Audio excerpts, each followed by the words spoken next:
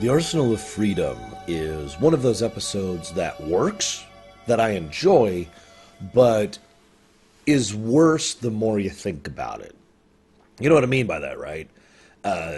It's the whole, excuse me, it's the whole concept of, turn your brain off kind of enjoyment. Now, I'm not saying this whole episode is turn your brain off stupid. That would be, wrong, basically. But there's a lot of things that when you think about it, it's like, well, wait, why did this work here? And why did that work here? And why is this going over that way? There's just a lot of little questions as you're going throughout it. They just kind of make you wonder. None of them really ruin the episode, but the more you go through it, the more you're like, man, this script really needed a second pass, And that's appropriate because this script actually had a bit of an issue getting put out. This was being pushed by a guy, I didn't even write his name down. He was one of the many people who only lasted for season 1 of TNG and was like, hey, I'm going to go ahead and push this thing. And he'd been pushing this idea in the writer's room as well as in the director's chair for pretty much the entire series thus far. Remember, this is like episode 20 or something like that. In fact, I could actually check really quick. This is episode, dramatic pause. So yeah, this is listed as 21. So this is the 20th episode of the franchise so far. And they've already been pushing several ideas and elements that they were intending to use going forward. And one of those was Beverly Crusher and Jean-Luc Picard. Now, I'm not sure what I really think of that whole thing. I'm not really sure what my opinion is at the end of the day. So instead, I'm just going to recite to you the facts that we know about the situation and ask you for your opinion. The original intent by several of the writers and the creators of TNG was for Beverly and Picard to kind of slowly grow closer together and basically to have their romance be a recurring subplot thing pretty much from season 2 onwards. Think something similar to other long-standing Star Trek relationships like Taurus and Paris, although not that well done, or the connection between Dax and Worf, et cetera, right? Most of the standard long-term relationships, they were going with that direction with it. Now, again, I'm going to try to keep my opinion out of this, but certain people, and the only one we know for certainty that was involved with this was Gene Roddenberry himself, but Gene Roddenberry as well as other unknown people in the writer's room basically nixed this idea. Not just here, but forevermore, because it was an idea that kept coming up.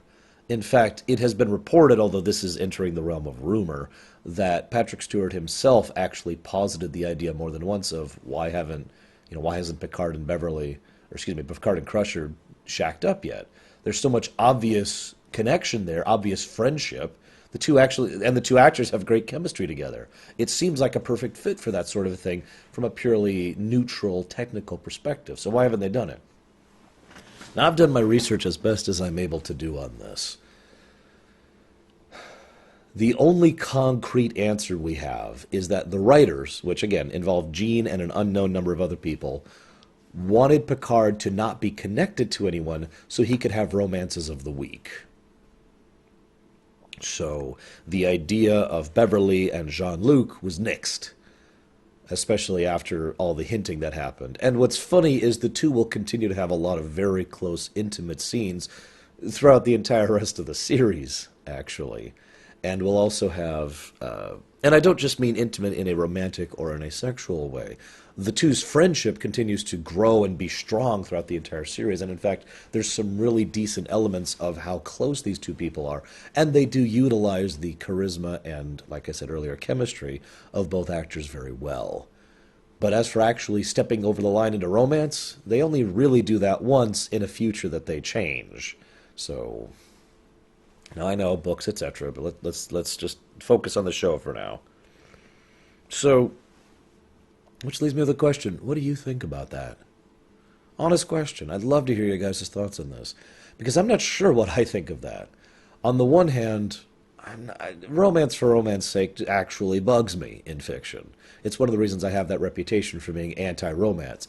It's because most of the time in fiction, romance is there to add sex appeal, or because it's a checkbox that they're trying to fill out on a list. There's no actual reason for it. It doesn't mean anything. It doesn't do anything. It's just there. Now, we will see TNG in specific use romance to good effect in later episodes. In fact, Picard himself will have two separate instances where, in my opinion, the romance of the week actually worked because of how much it highlighted the characters. But the argument could be leveled that they could have done the same exact thing with him and Crusher. Now, because I am still giving my opinion, like I said, I'm not sure what I think about it one way or the other, but I will say this. If they did want to connect Beverly and Jean-Luc in a romantic way, let me just go ahead and say on the surface that I am okay with that, because chemistry, charisma, backstory, characters, etc. I do think it could work for both characters, and I do think, given what we see in this series, it would help to flesh both characters out. So I think they could do something with that. However, I wouldn't do it this early. Hints? Oh, absolutely drop hints. If you've been paying attention, they have been dropping hints in pretty much every sequence where the two of them are connected throughout this show. There have been hints that there is a strong connection between Jean-Luc and Beverly. That's been very overt. But I wouldn't have them actually get together this early on. Now, it's worth noting that wasn't the original script. The original script was that she was going to confess her love to him, and then we'll see where that goes from there, kind of a thing. But for me, I would push it off a little bit. This is, however, it's worth noting, the advantage of hindsight, as well as many years studying fiction and creative works in general.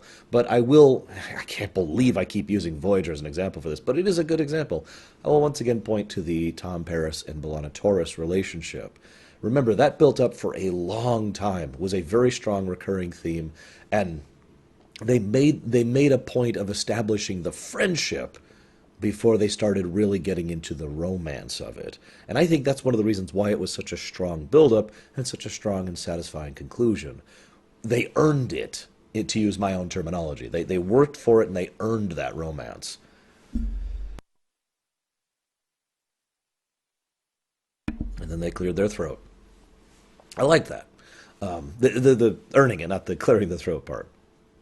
So I think it could work if they built up to it with Beverly and Jean-Luc.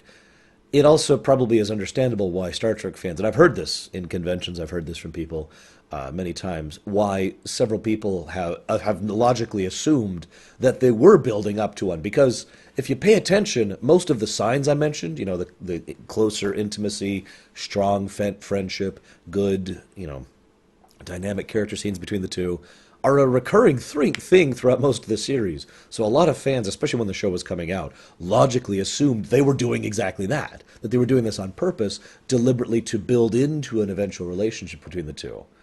But again, as I've mentioned, that idea was pretty much locked down in the writer's room.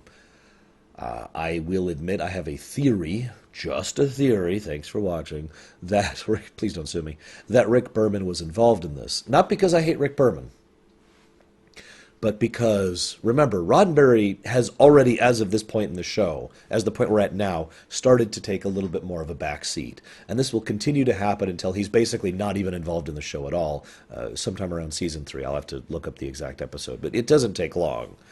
From that point on, Rick Berman is the showrunner. He's the one pretty much in charge. And one of the things Rick Berman did was he tried very hard to stay true to what he believed Roddenberry's vision was. Basically, he was trying to keep playing Roddenberry throughout the show.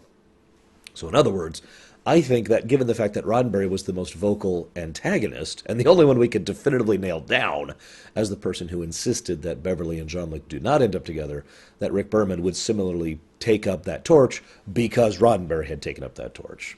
This is all, however, conjecture, so as always, looking forward to your guys' comments and thoughts. I want to give credit for Les Landau, because he directed this episode. Now, I've actually mentioned him before, and I'm pretty sure I've mentioned him in the past over on Voyager. Les Landau is not the best director, but he is a very strong, recurring Star Trek director. He's done some very good episodes. This is his first real directing credit. He's worked as a second unit director or as an assistant director in most of Season 1. This is the first one he was handed the reins of. And I do have to say he does a pretty good job of it. Nothing phenomenal. Nothing groundbreaking, no really fancy cuts or presentation or blocking, but he does do a competent job of it, and that's pretty much going to be his style henceforth. I don't actually have much else to share about that, but I wanted to talk about it. Now, I'm going to butcher this name, but Vincent Schiavelli is also in this episode as the Peddler. Now, some of you probably are like, who? He's an interesting character because, or I should say, he's an interesting actor. He has unfortunately passed away. He has a very distinct face, and that very distinct face landed him a lot of roles over the years, and basically got him handed around as usually a secondary or a minor character, or a one-off guest star, or what I would usually call, in video game terms, an NPC in a whole lot of works. There's a pretty good chance you've seen this gentleman at least at one point in your life, or heard him. He's also voiced characters. I know he did something in the Batman animated series. I forget the character, forgive me, but that's one I know off the top of my head. So it was kind of nice to see him again, although it did make me a little bit sad. I do think he does a surprisingly good job of the Peddler. Like, there's this great bit where they're down, and he's like, oh, isn't he just the perfect killing machine? Yes, I want you to cut him off. Just pull him back? Well, why would I want to do that? It's just, and he nails that line perfectly. He doesn't actually come across as villainous, as I imagine most actors would do it. He just comes across as a salesman, for good and for bad, and it's just, but we haven't properly explored this yet. Why would it? It's just good stuff. So, I actually have a lot of notes about this one, so forgive me. I'm kind of collating my thoughts here. I will say this. So I mentioned earlier that the more you think about this episode, the more it doesn't make sense. The timeline of this episode is a little bit questionable. So we know that the USS Drake came here under, what was his name? Rice, Captain Rice, who Riker knew back at the Academy. And it came here relatively recently.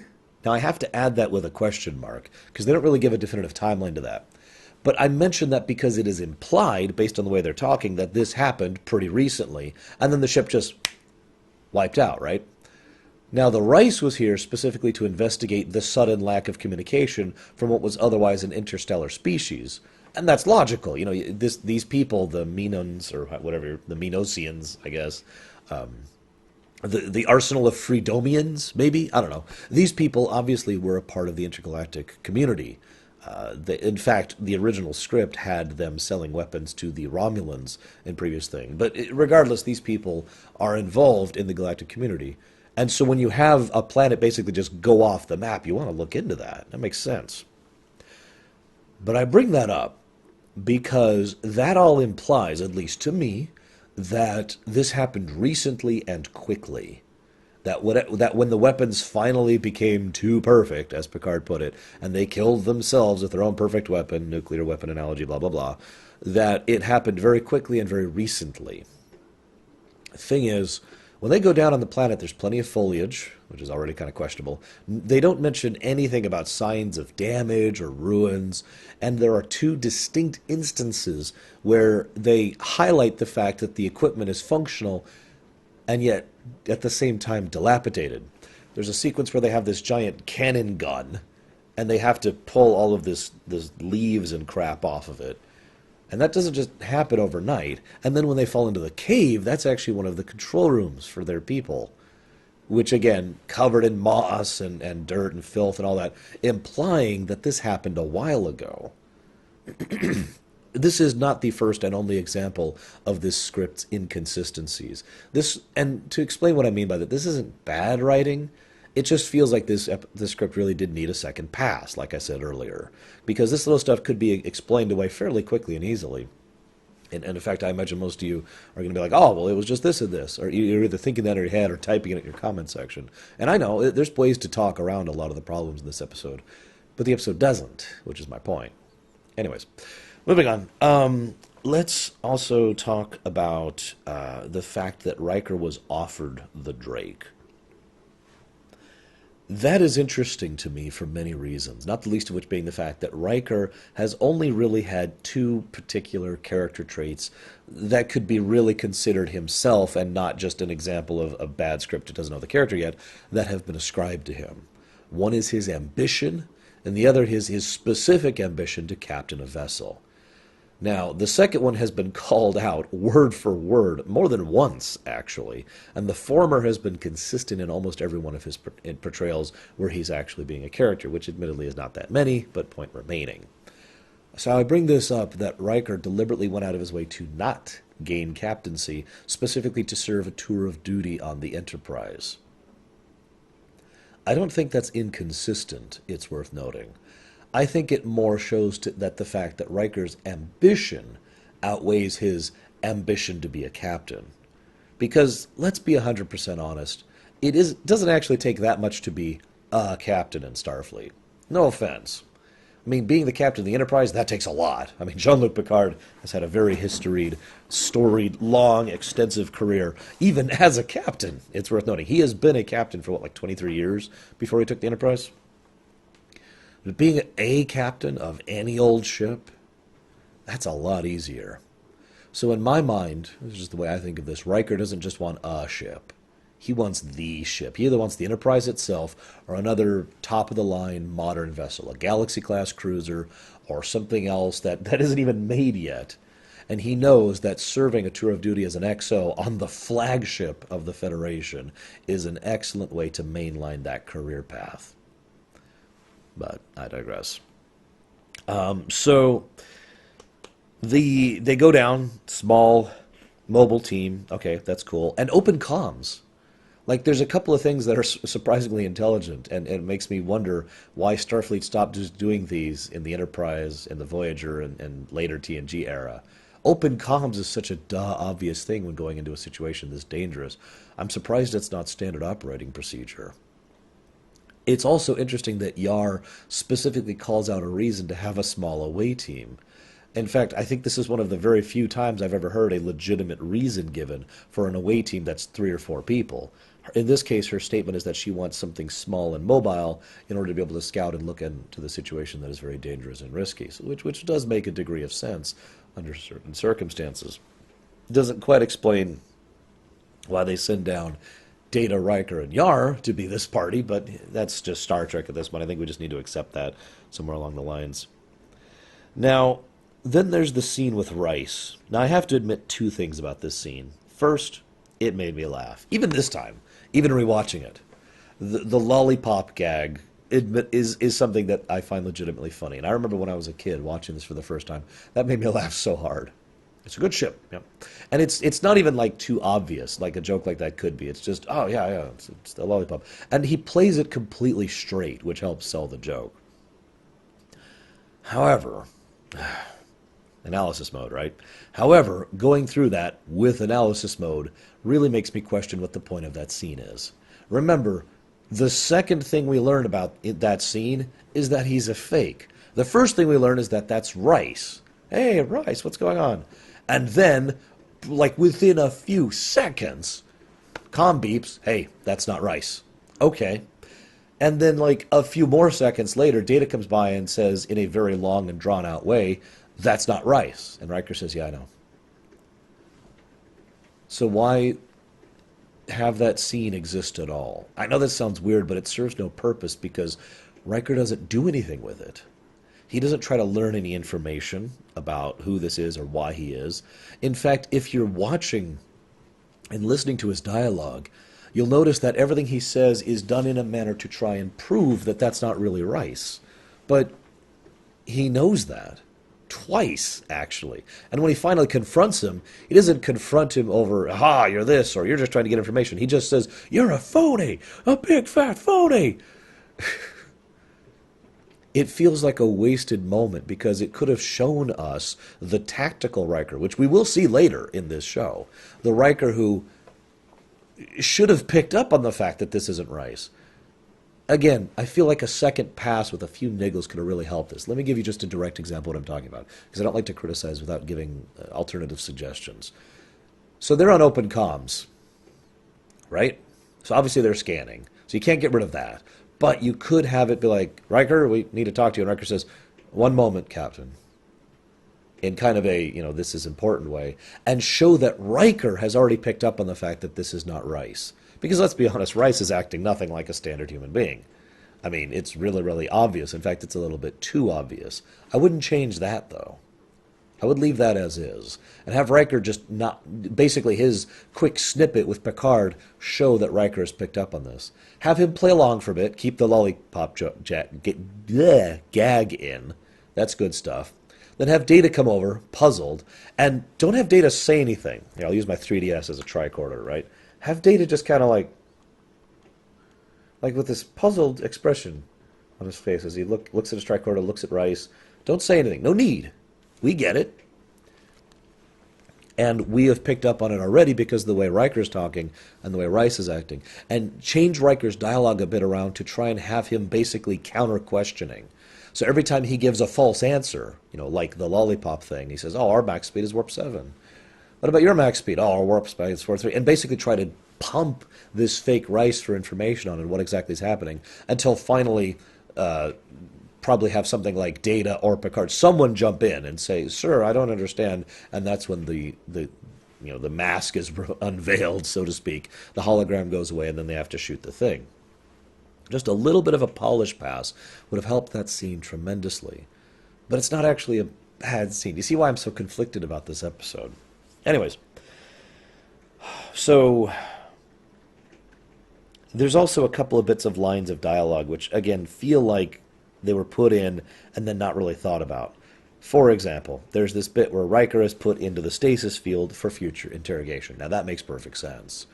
But then Riker, not Riker, Data is asked, what's his status? Is he alive? Can you hear that rain? Jeez, that's loud. Data is asked for his status. And Data's response, Picard flat out says, is he alive? And Data says, unknown. Da, da, da, da. Very next scene, they beam down, and Data's looking at him, and Data says, yeah, no, he's fine. He's alive. He actually, in fact, I wrote down word for word what he says, he's alive. When Crusher asks for medical data. You see what I mean about this? Just a little altering of the dialogue. Obviously, it was put there for a dun dun dun, Riker must be dead. But come on. You're not going to kill Riker off of it. I mean, killing off a main character in Season 1 of TNG isn't going to happen. Give me a break. So, they're like, all right, we need to get out of here. Notice that the shields go on automatically on the Enterprise. That's a very interesting thing that actually will be touched on a couple of times in the future, but for the most part isn't something that's automatic. For the most part, shields have to be manually raised. There's a reason one of Riker's catchphrases is, shields up, red alert, right? Like, I bet you can hear Jonathan Frakes saying that in your head right now. Shields up, red alert, because he's got a specific timbre. I can't do it right now, but, he's got this specific timbre for how he says it. But it's interesting that they would automatically raise in response to, basically, an unknown. That actually makes sense to me as a navigational hazard, not a battle hazard. There is something that the sensors have detected. It is very close to the ship, especially when you consider spatial terms. Something being within a few clicks of a starship is practically brushing against it from space terms. So, something that close and unknown and that quickly, because it just appears, of course the shields are going to go up. That makes perfect sense. Again, navigational thing. Also, I just feel like pointing this out. I've decided not to do this as much as it would probably be fun from a purely curiosity perspective. I thought about going through, as we're going through here, and writing down all the times that you could beam through the shields in the history of Star Trek, and all the times that you couldn't beam through the shields as a plot point. Because there's several times where the plot point is that you can't beam through the shields, including this episode. Geordi flat out says we can't beam them up through the shields, and that pretty much presents the dilemma of the episode. This episode wouldn't be an episode if you could beam up through the shields. They'd just beam them up and frickin' leave. But, you see? I mean, this is kind of a plot pointer. So shield goes up. They can't beam through. Someone mentioned recently, I forget which one of my comments, it was one of my Star Trek comments, mentions how bizarre the threat of the weak concept really is. And I agree, for many reasons. But the reason they mentioned was I mean, you've got the Romulan Star Empire, the Klingon Empire, the Cardassian Union, the Ferengi Alliance, the United Federation of Planets, and so forth and so on. I'm not going to go around, but, you've got all these major galactic powers, and then, like, the threat of the weak shows up and just schools the Enterprise, usually, in particular. But the Enterprise is a Galaxy-class top-of-the-line cruiser, heavy cruiser, actually, which is comparable to all the other ships of all the other empires I just mentioned, right? So that means, by logical discourse, that the threat of the weak is basically just stronger than all the major empires of the quadrants. Which just makes it even sillier that they just don't really do anything with that. And I bring this up in this episode because in this episode, to be completely blunt, it really does strain credulity that a thing that would literally fit in my hands, or if we're really stretching its definitions, something that might be the size of a shuttle, is capable of threatening the Galaxy-class heavy cruiser to the point of literally risking its destruction. That is pretty impressive for people who just sell weapons for a living on one planet and nothing else, really. Oh, also it has a cloak. Of course it has a cloak. And an adaptive mechanism. Oh, also, I will say that the adapting thing is really badly presented, but is an intriguing enough concept that I'm willing to let it go. This is just a problem of effects and budget and the times, really. The way that they present the adaptability of the probe is fairly mundane. It's like, yeah, okay, whatever. Oh no, I'm shooting at it, and then it dodges, but then I adjust the dodge, and then it just stands there, right? It's not very impressive. But I do like the concept, and we all know where the adaptability thing will eventually go in Star Trek. It has actually been stated, although this is anecdotal, it's worth noting, that this concept was at least one of the inspirations for the Borg. So, yay. Anyways, so good stuff for the most part. Good stuff for the most part. Picard and Beverly fall into a cave, and I want to talk about that very briefly. Obviously, that's the scene, those are the scenes, I should say, that were the most rewritten in this episode. And it kind of shows, because those scenes don't really serve a lot of purpose. It feels like filler. She's in trouble. He's there to try and help. Like, they don't even do something with the classic trope of the doctor is injured and needs to coach the non-doctor in helping her. They don't even really do that much with that. And we get a tiny bit of backstory about her, but that's effectively it. There's no real camaraderie. There's no real friendship. There's no real interaction of any significant point. They're just kind of there. And again, I'm not trying to sound too negative here, but it's so obvious why, considering they're like, we need to get rid of the romance. Okay, they're there. All right, moving on. Right? Because that change was done pretty far into this episode's production cycle, to the point where they were already approaching the point of filming, and they were like, shoot, we need to make some changes here. So, troubled production, blah, blah, blah, blah. But I do want to say one thing about it. Absolute props to Gates McFadden and Patrick Stewart. How many of you have ever had to deal with fleas? I have. I'll raise my hand. I hope he's not watching this, because I know that he's still aware that I exist and that I do this show. But I actually had a roommate once who brought a cat in who was infested with fleas, and I hated every second of it. It was I mean, that's not true. It was probably, I'd say, the 5th most miserable time of my life, living there and sleeping in the place where I sleep at night, being infested with fleas. When I finally moved out of that place and I flea bombed the ever-living crap out of the place and all of my stuff, and ended up throwing a lot of stuff away just to make absolutely sure. And they didn't come with me. I do know how to deal with bugs. I'm pretty good at it, very experienced at it, but God almighty, I hate fleas. Why am I bringing this up? The cave they were filming in was infested with fleas. And so Gates McFadden and Patrick Stewart, in addition to having a scene that should have been, this big character moment, at least we think, maybe, possibly, was, in addition to being filler, also very, very uncomfortable for both actors. Yay. Anyways, there's a scene, and I haven't really talked about the stuff in space yet, and I want to mention that kind of separate. So before I keep going, I do want to mention one thing here. There's a bit with Yar and Riker, and they both come across as incompetent.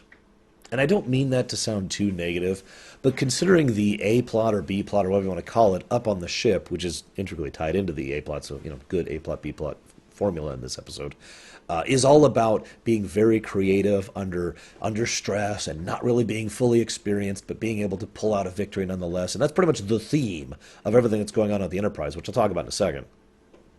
Seeing Riker, the experienced commander, and Yar, the experienced lieutenant of security and tactical, basically fumble about and have no idea how to deal with things is almost embarrassing by contrast.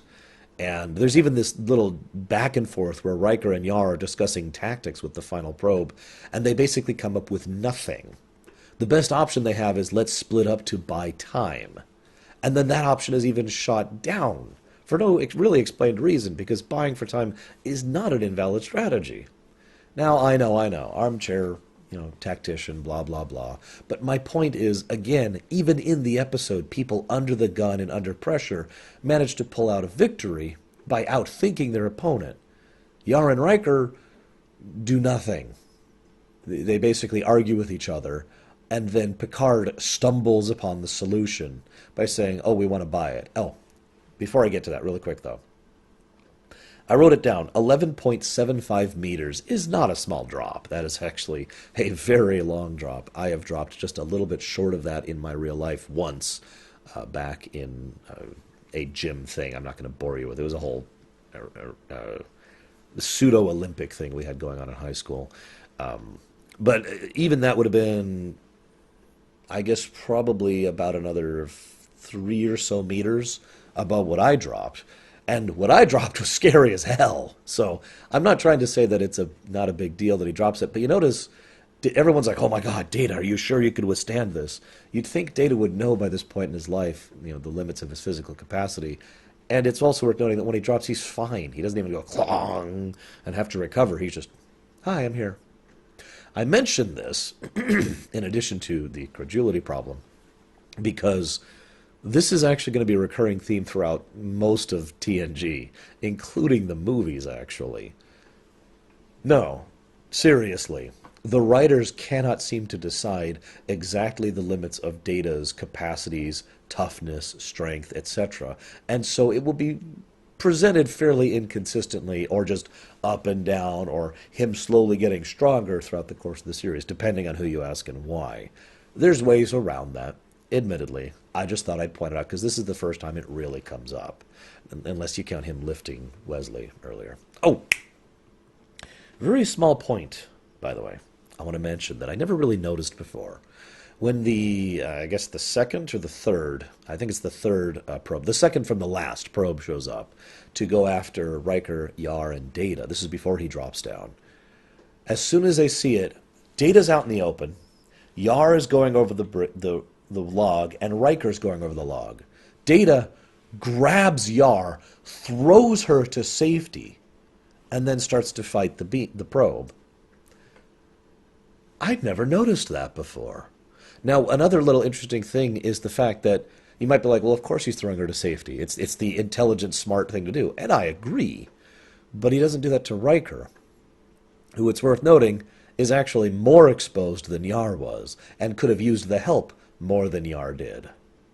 Now, I have no doubt whatsoever that this was not a deliberate thing on behalf of the creators, on behalf of the director, or on behalf of Spiner or the writers or whatever. But with the advantage of hindsight and from a purely in-universe perspective, it does make you wonder how much Data's, for lack of a better term, caring about Yar is one of those things that was in the back of his processes the whole time. You know what I mean? In other words, obviously Data does not love her. He lacks the capacity. But Data does understand the concept of value. He will demonstrate this many times. He has already demonstrated to this point. So it's not like he can't... He may not be able to feel attachment to a thing, but he can understand the value or importance of a thing, and therefore make it more important in his calculations than other things. In other words, it would be interesting to think if he saved Yar because she is more valuable to him than Riker is. Just food for thought. I also want to mention one other quick thing. It's interesting, again, the similarities between the Manosians or whatever and the Borg, because in both cases, there's a lot of brute forcing going on. The Borg are not subtle. I mean, I've done essays, literally essays for school, but in addition, I've done it on my show about the Borg and their function. And I will be talking about the Borg again because they will come up throughout the course of TNG. But I bring this up because the weapon that they show here on this planet is so brute force. There's no real subtlety or cleverness about it. It's like that kid you used to play, whatever, Final Fantasy or X-Men or whatever with on the playground, playing pretend over against the fence because all the other kids looked at you weird, but definitely not speaking from personal experience here. I used to be Vega. I'll go ahead and admit that from Street Fighter. But it used to, it's the thing where you're going and playing over there, and there's this one kid who's like, I'm going to come at you, and you say, aha, I've got you with this. And he's like, you got me with this, but now I have a thing that prevents exactly that, right? There's no tactics. There's no cleverness. There's no outthinking. It's just, you hit me with A, well, now A can't hurt me. Oh, you hit me with B, well, now B can't hurt me. And basically, slowly, brick by brick, building a wall to push into and crush you. Now, that can work from a fictional perspective. It's one of the reasons the Borg are so damn terrifying, actually. It's their implacability. It's the unstoppable force that just continues to move forward regardless of what you do to it. And I think that, more than anything else, adds a lot to the tension of the ground scenes in this episode, which, frankly, are otherwise pretty lacking. Which I suppose we'll pause for a moment. We'll continue talking about the ground scenes in a bit, but now we need to talk about the space scenes. Let me just go ahead and be blunt. The space scenes are awesome in this episode. I think they really help salvage what otherwise would be a below-average TNG episode, even by Season 1 standards. Because, first of all, how many of you liked it when Hikaru Sulu took command of the Excelsior? I immediately raised my hand on that because Sulu pretty much perfectly slid into the role of command. In fact, it was such a natural, I don't have a better word for it, it fit perfectly. It was like Tetrising right into position there, that I'm amazed they didn't have Sulu as a command officer more, or before this point. Because it worked perfectly, in my opinion. And it's part of the reason why a lot of people, myself included, were really excited about the possibility of an Excelsior show back when they first started teasing and hinting that idea around. It eventually turned into Enterprise instead, but, whatever. But I mention this because I got the same impression from Geordi in this episode. He slides into the command slot so naturally and seamlessly that I'm amazed they ended up putting him in engineering on this show, because him being a command line officer fit really well. Now, I know, there's not a lot of room to do that. You already have the XO and the second XO, so where are you going to put Geordi, right? I mean, you can't put the super intelligent android in engineering. That would be ridiculous. But my facetiousism aside, I will say that it was a treat to see LeVar Burton finally get to really stretch as an actor on this show. He's had a couple of character moments, but this is the first time we really see a Geordi-centric piece. He does a very good job of someone who knows what command means. Too many people think command just means giving orders. There's a lot more to that, a lot more mentality, a lot more uncertainty, and a lot more commitment to that than a lot of people seem to understand. One of my favorite phrases, and I use this all the time in my real life, is commit. Because the worst thing you could do is, in a crisis situation, is hesitate. Let me use driving as an example. You're starting to pull into an intersection, and this other car comes out of nowhere and comes at you, right? Now, you hesitating, going, is going to make that situation far more dangerous than it otherwise would. You need to pick a strategy and commit like that. That's what I mean when I say commit. pull left hard, or slam on the brakes, or whatever it is you decide to do. Commit to it.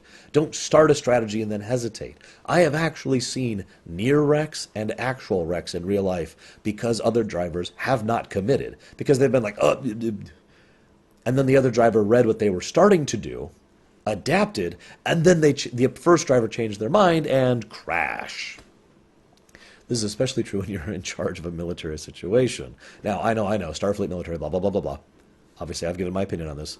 There's no denying that this is a military situation. This is a crisis, military, chain of command, orders, kind of a situation, right? Which brings me to my major point. Why in God's name do they ruin the otherwise excellent space sequence with, what's his name? I wrote down his name. Logan, with Logan. Why is Wolverine on that? I'm kidding. Why is Logan involved in this at all? I wanted to smack him.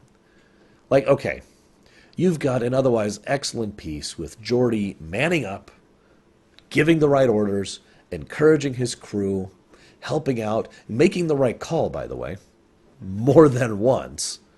You've even got a bit where Troy is actually worth a damn, where Troy comes to him and talks to him about the difference between being a good commander and being a good leader.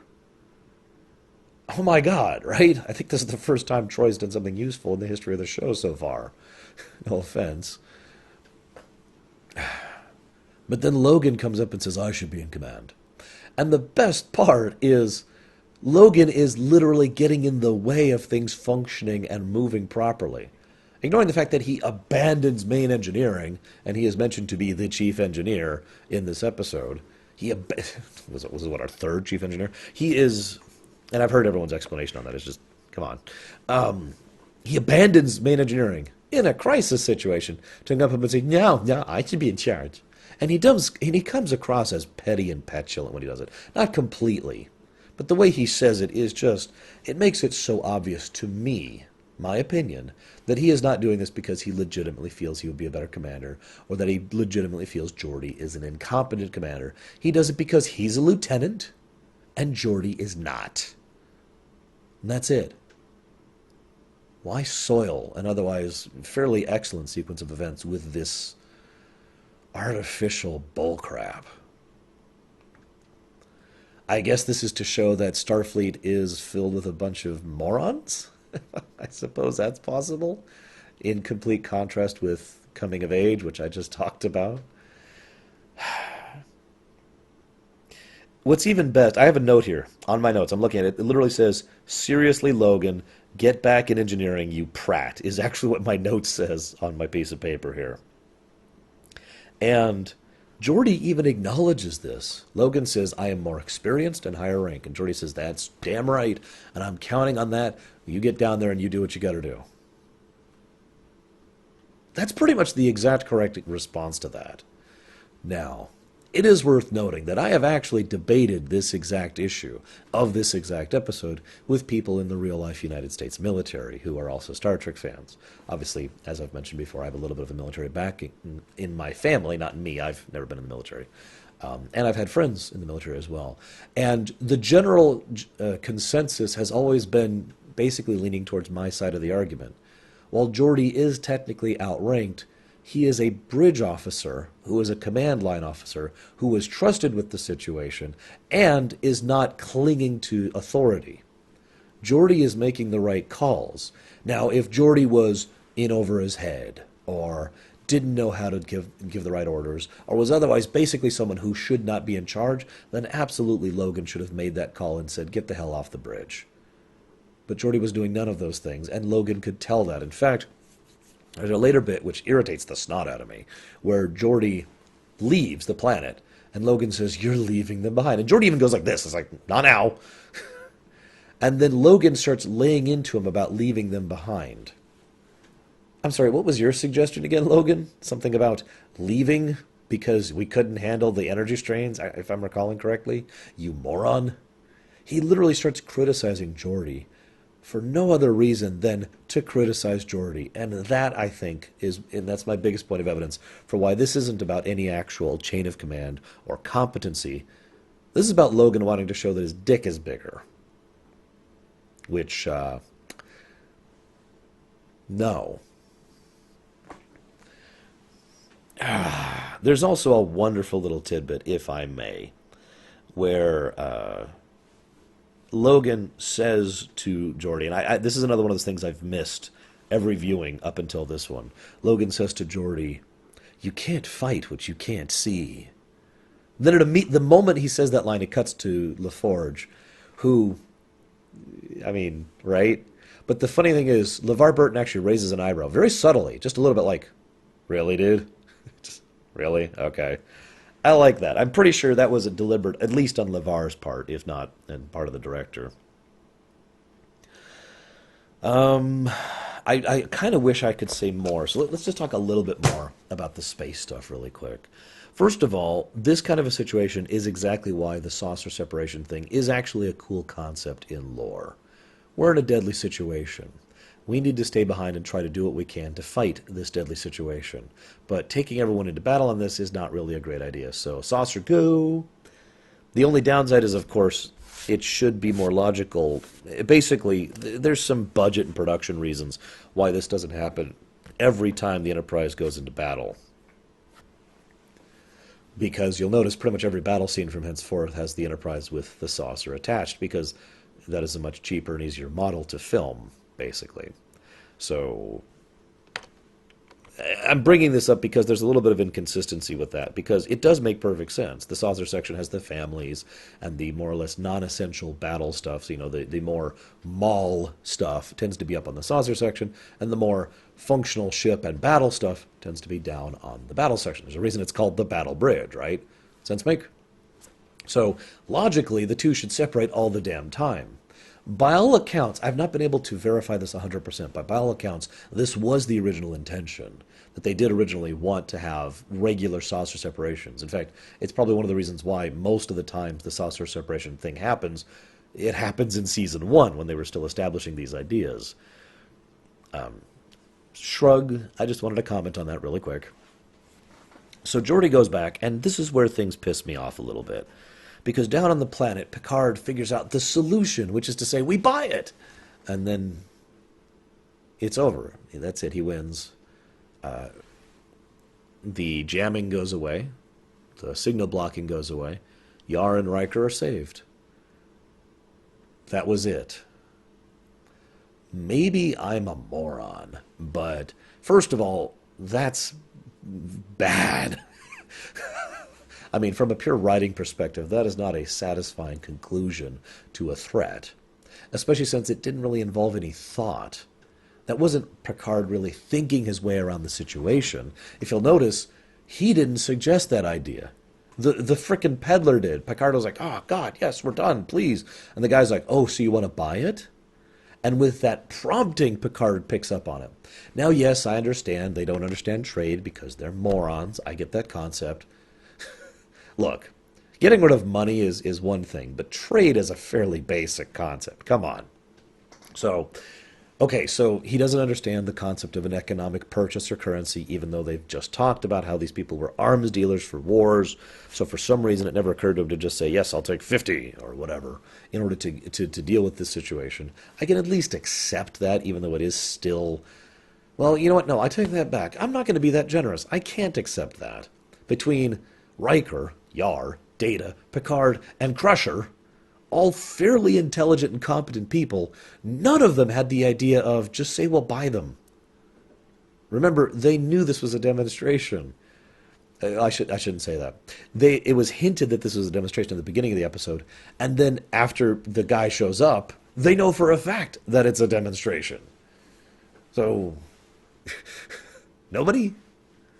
I mean, at least Picard should have picked up on that, or Data for that matter, the moment he said, "Oh yeah, we're going to show you exactly what this puppy can really do."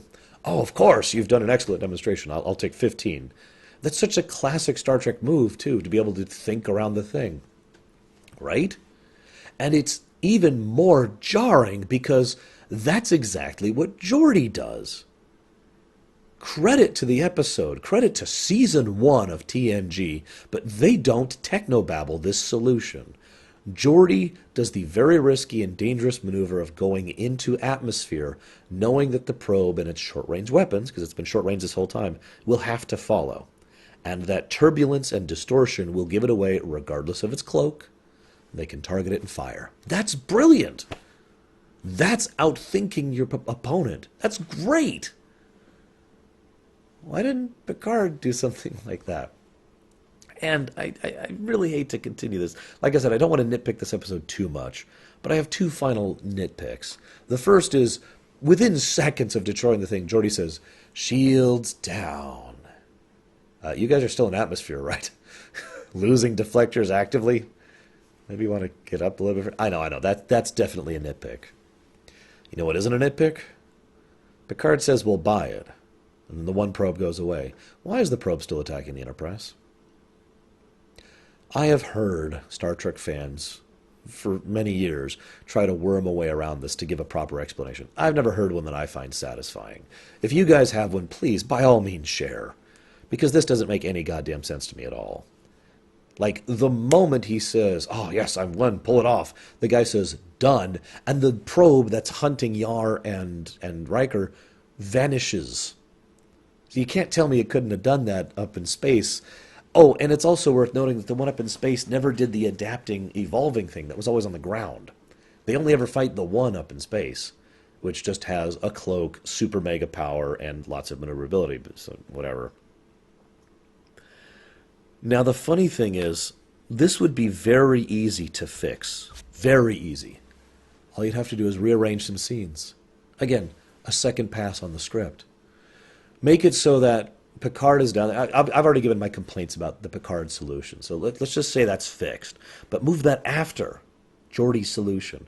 Have Geordi go down there. Have him do this brilliant tactic. Have him take it down and have them pull out and be like, "Okay, we did it. We managed to outthink and outmaneuver our superior opponent. Thank God."